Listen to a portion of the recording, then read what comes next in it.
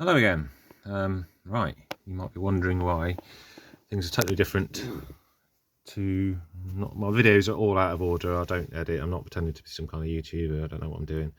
I don't know why I'm even doing it. I don't care if you subscribe or if anyone ever watches this. But anyway, so there's loads of empty outworlds here, and that massive nest thing I bought by mistake, really. They've all been sterilised with hot water and dried out. I've only just put the lids on them all tonight, to be honest, because I've been drying them right out, so they look a bit strange. That stuff has got a big clay content, so it sort of goes absolutely solid and cracks and stuff. But I need them properly cleaned out. This hasn't had ants in it for ages. And it's grouted. That's grouted, and yeah, it's not had anything in the nest for a long time. This is all completely modified. This the classic Chinese doesn't make any sense nest. Look at the thickness of that nest. It's like a double thickness nest, and it's a big size outward really, but I can't think of, I don't know who would be able to fill that size nest. And, you know, it's hard to show you just exactly how big it is. Yeah, who could fill that nest and have that as a decent size outworld? I'm thinking I might try Nicobrantus in it, and then they'll end up moving out before they get any nifl in the nest. Then that's the what they called Mesobarbarus at the back there. I checked them not last night, the night before. I had a bit of this is what the video's doing really. I am the worst ant keeper ever. The Mesobarbarus, they're doing all right. I just lifted that. I'm not going to do it now, and you know, it's been celebration if I've even seen a worker that last week. I haven't done for a few days, but anyway, I checked that, and they're all in there doing fine, but there's no reason to disturb them or have any worries or anything. The water test tube in there, I can zoom in now, I've remembered how to do it. Hello? No. Anyway, okay. Yeah, so that water test tube has definitely been going down quite a lot actually, really. So they must be coming out and drinking. That little, but they're not in the nests really or anything. Just leaving them alone. The reason I've got so many different empty outworlds, and the reason those new Myrmica rudinudus, whatever they are, ants are in that big test tube is the Odontoponera transversa queen died. So on Saturday when I had my Lignoperdia queen emergency, that night I came and had a good look at my Odontoponera transversa, whatever it's called, my favourite queen basically, in the big 30mm test tube, and yeah, she was dead. She was at a point, well, not completely dead, she was on her back legs, on her back looking like she'd had it. Put her in the outworld, and I've done this before, but I basically put two cotton buds sort of right near her head, one with water on and one with like sugar water on, and she wasn't there the next day. Couldn't believe it. She looked like she was literally about to die, and the next day when I couldn't find her, I thought, well, I'm not even going to mess about looking for her just in case she's made it through and she's all right. So I left her another day, and I thought I'd better check. So on Monday I had a proper look because I couldn't see her in the tube or anywhere. And she must have got up and managed to sort of bury herself under the temperature probe, which is, anyway, so she was dead. The Lignoperdia queen that was going a bit mad, and I'd moved her into here in the dark, but back on the heat, and she'd calmed down a bit. She calmed down a bit, but then I then found that the Nicobrantus queen that was in this mini outworld, she was going around, and I was like, oh, well, no, slowly, not madly, just slowly. And I thought, oh, that's unusual.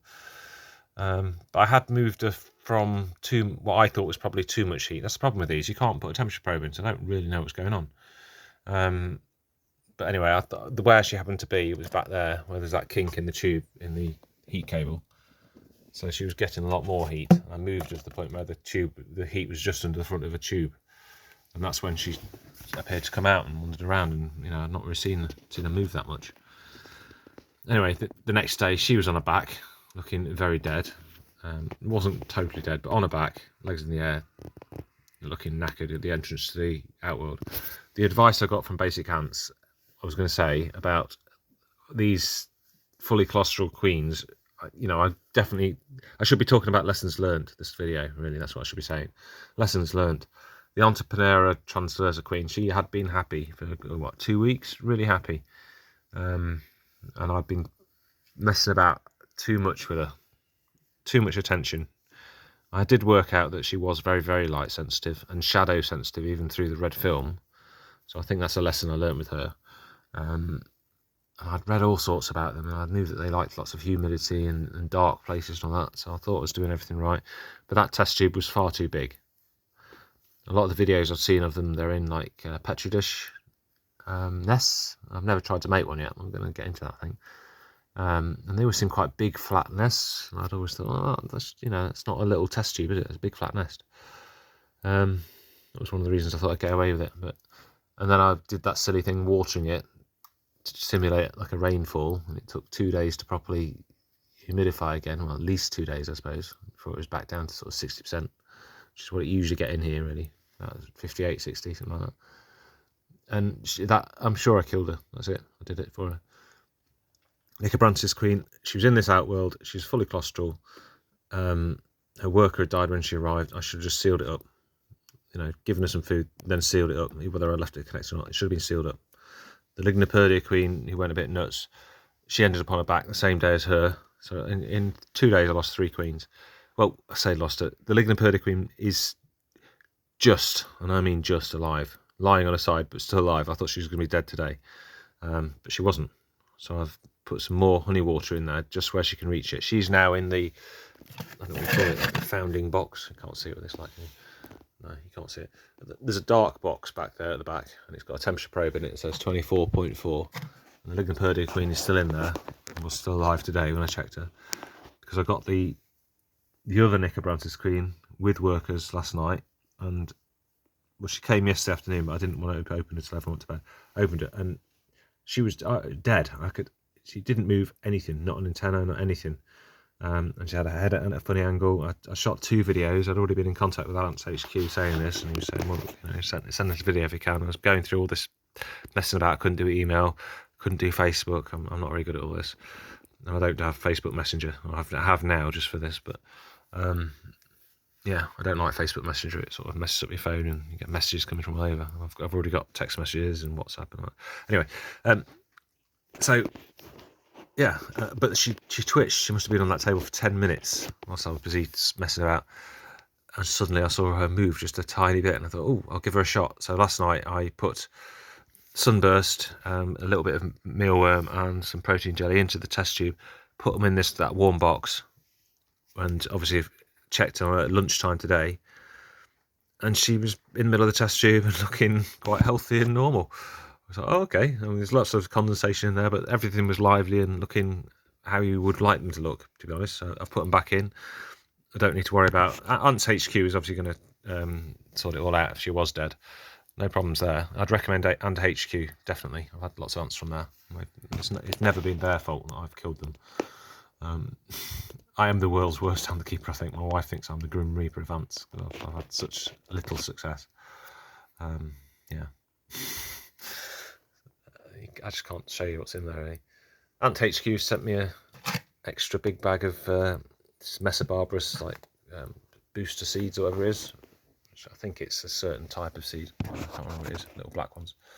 I thought I'd give it a go. Yeah, but so far so good with the new Mesobarbarus queen and the workers. And my lesson learnt was don't go buying just queens. It's so much harder. And it's worth that extra £5 for, even if it's only 2 or 3 workers, it's worth it, because the queens act so differently, and whatever species they are, they act so differently.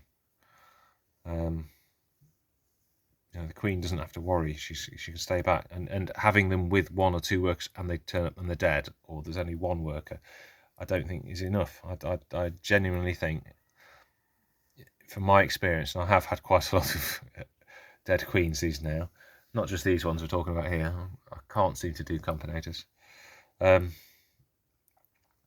This isn't a video on my keeping history, but I've not had that much success in lots of ways.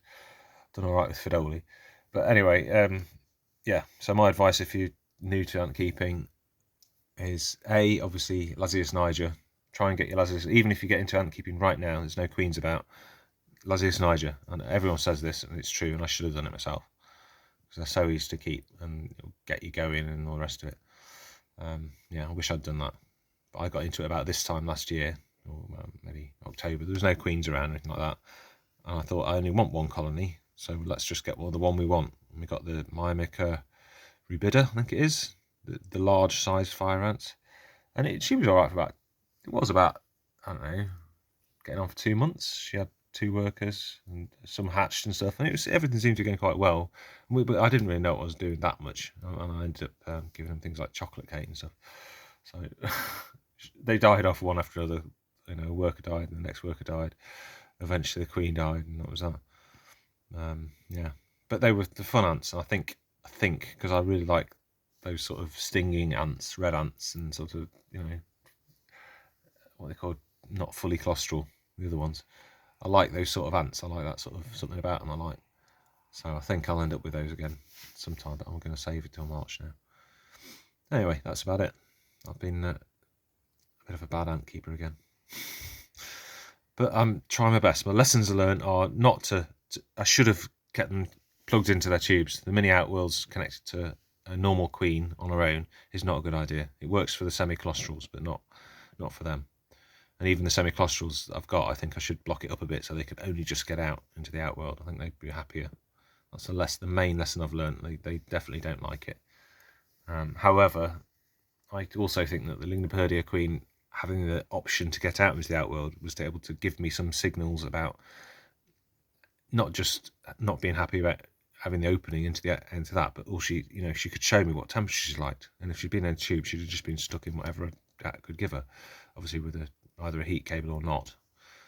You know, either sitting there too cold or sitting there with a heat cable and everything's too sweaty and horrible for her. So giving her a bit more space, I think, is a good thing in some ways. So, which was another reason I like those bamboo test tubes, although I can't honestly say they're that good because I haven't had them for long enough. But I can only say the ants love them. They seem to just go straight in there and they're like, oh yeah. And you see them sort of choosing where they want to go and then settling down. It obviously works. Anyway, that's enough from me. Bye-bye. I don't know what I said in the last video anyway, but Ants England, I was trying to say, yeah, I like the sound of your voice. I think you do good videos. If I had an ant company, I'd get you doing the voiceovers for all the products or something.